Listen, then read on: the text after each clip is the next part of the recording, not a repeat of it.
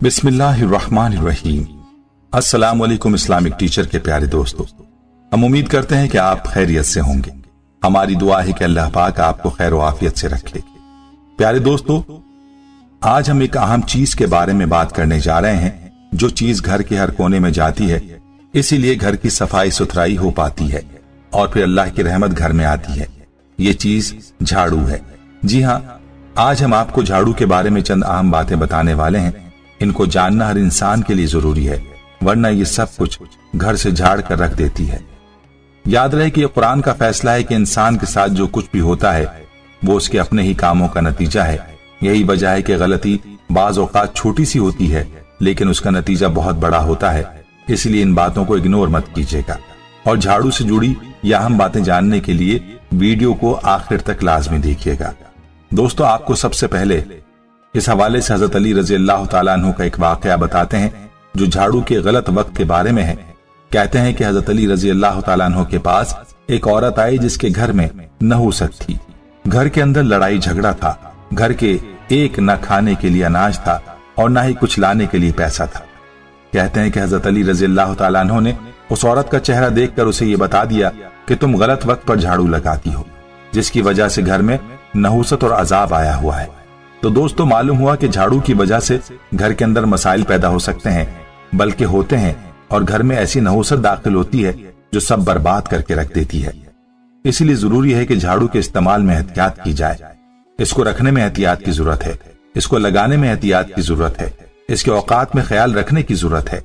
तो चलिए सबसे पहले आपको बताते हैं कि आपने झाड़ू को रखना कैसे है और इसको कहाँ रखना है। तो सिंपल और सादी सी साइंटिफिक वजह के बारे में आपको बताते चलें कि ये झाड़ू ऐसी चीज है जो घर में मौजूद हर गंदी चीज से टच होता है। जहां भी गंद हो वो इससे साफ किया जाता है। इसीलिए इसके साथ हर तरह के खतरनाक जरासीम और बैक्टीरिया और न जाने क्या कुछ लगा हुआ होता है। इसीलिए कभी भी कहीं भी झाड़ू को ऐसी जगह के करीब ना रखें जहां आप खाना पकाते हैं या फिर खाना खाते हैं। अगर ऐसा करेंगे तो नतीजा क्या होगा ये आप खुद ही सोच सकते हैं। याद रहे कि बुजुर्ग हजरात तो बहुत सी बीमारियों का इलाज भी इस झाड़ू से करते हैं और इस मकसद के लिए वो मोर के परों के झाड़ू इस्तेमाल करते हैं, जिससे वो बीमारियों और जादू टोने का इलाज झाड़ू से झाड़ कर करते हैं। तो चलिए अब आपको बताते हैं कि किस वक्त झाड़ू नहीं लगाना चाहिए। तो ये बात याद रखिए कि जब भी कोई शख्स घर में किसी रोजगार वगैरह की तलाश के लिए निकले तो उसके जाने के फौरन बाद घर में झाड़ू नहीं लगाना चाहिए। अब सवाल यह है कि झाड़ू को रखना कैसे चाहिए। तो याद रहे कि अहादीस में तो इसका जिक्र नहीं मिलता, अलबत्ता बड़े बुजुर्गों का ये कहना है और उनसे सुनी हुई बात यह है कि घर में झाड़ू को कभी भी खड़ा नहीं रखना चाहिए। अक्सर खवातीन की आदत होती है कि वो झाड़ू को इस्तेमाल के बाद दीवार वगैरह के साथ खड़ा कर देती हैं। ऐसा नहीं करना चाहिए। और बुजुर्गों का यह भी कहना है कि दीवार के ऊपर जो मिट्टी वगैरह या गर्द वगैरह जमा होती है उसको भी झाड़ू से साफ नहीं करना चाहिए। इससे भी घर में नहूसत और बेबरकती आती है। और बुजुर्गों से ही ये बात भी सुनी है कि जुमे के दिन घर में झाड़ू को लाना चाहिए, क्योंकि ये दिन रहमतों और बरकतों का दिन है। और उस दिन झाड़ू लाना इसलिए बेहतर है कि ये झाड़ू ही है जिससे घर की हर तरह की गंदगी को घर से बाहर निकाल दिया जाता है, जिसमें जाहिरी गंदगी के अलावा बेबरकती और नहूसत वगैरह भी शामिल है। दोस्तों, मसाजिद के अंदर और अल्लाह के घर के अंदर झाड़ू लगाने में जरूर हिस्सा लेना चाहिए। जहां अल्लाह की इबादत होती है उस जगह की सफाई करने से और वहां जाकर झाड़ू लगाने से घर में खैर और बरकत आती है। मस्जिद की सफाई में भी हिस्सा डाला करें और इसके साथ जुम्मे के दिन आप 3 झाड़ू खरीद कर मस्जिद में ले जाकर रखा करें। इससे भी घरों में बरकतें आती हैं और घर के लड़ाई झगड़े भी खत्म होते हैं। मकूला मशहूर है कि लड़ाई माफ करो और अल्लाह का घर साफ करो। इसीलिए जब भी कोई मुश्किल हो, परेशानी हो तो अल्लाह के घर की सफाई करें, तो घर से नहूसत और परेशानी खत्म हो जाएगी और घर में बरकतें आएंगी। दोस्तों, ये थी कुछ अहम बातें जो कि झाड़ू के हवाले से बताना बहुत जरूरी थी। चलिए अब आपको ये बताते हैं कि झाड़ू लगाते वक्त आपने क्या अमल करना है। ऐसा क्या काम करना है जिससे आपके घर में बरकतें छत फाड़ कर आएंगी, रिस्क आपके घर पर बरसेगा। बस आप ये 2 काम करें, फिर आप अपनी आंखों से घर के अंदर उतरने वाली बरकतों को देखें। पहला काम ये कि आपने वुजू करना है और पाक साफ होकर घर में झाड़ू लगाना है। और जब झाड़ू लगाने लगे तो सूरह रहमान की तिलावत बाआवाज बुलंद लगा लें और झाड़ू लगाने के साथ साथ ये तिलावत सुनती जाए। इसमें जो भी अल्लाह का जिक्र है उसको सुने और झाड़ू लगाएं। اللہ کے فضل سے گھر کے اندر ایسی برکات آئیں گی کہ آپ کو خود یقین نہیں آئے گا۔ اور دوسرا عمل ملاحظہ فرما لیجئے، یہ عمل ایسے لوگوں کے لیے ہے جو کہتے ہیں کہ ہمارے گھروں میں 100 مسائل ہیں، 100 پریشانیاں۔ تو ایسے لوگوں کے لیے وظیفہ ہے جو کہ جھاڑو لگاتے وقت کرنا ہے۔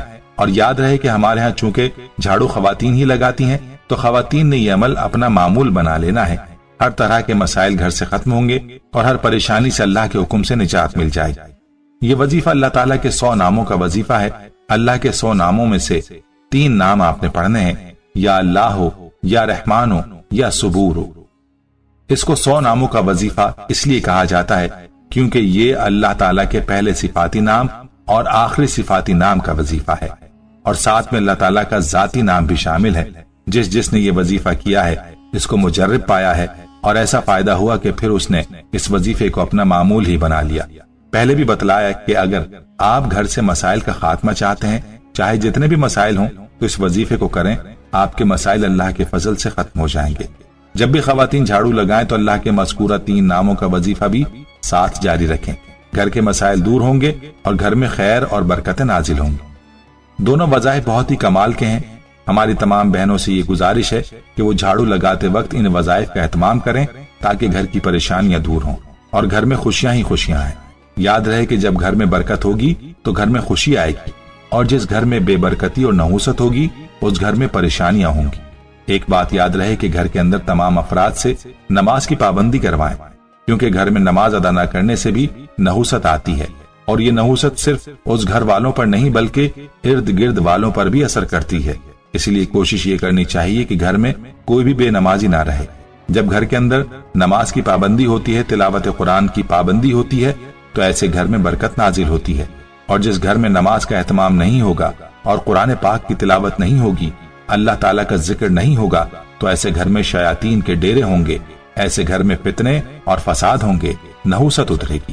اس لیے یہی گزارش ہے کہ گھروں میں نماز اور تلاوت کی پابندی کو لازم کریں۔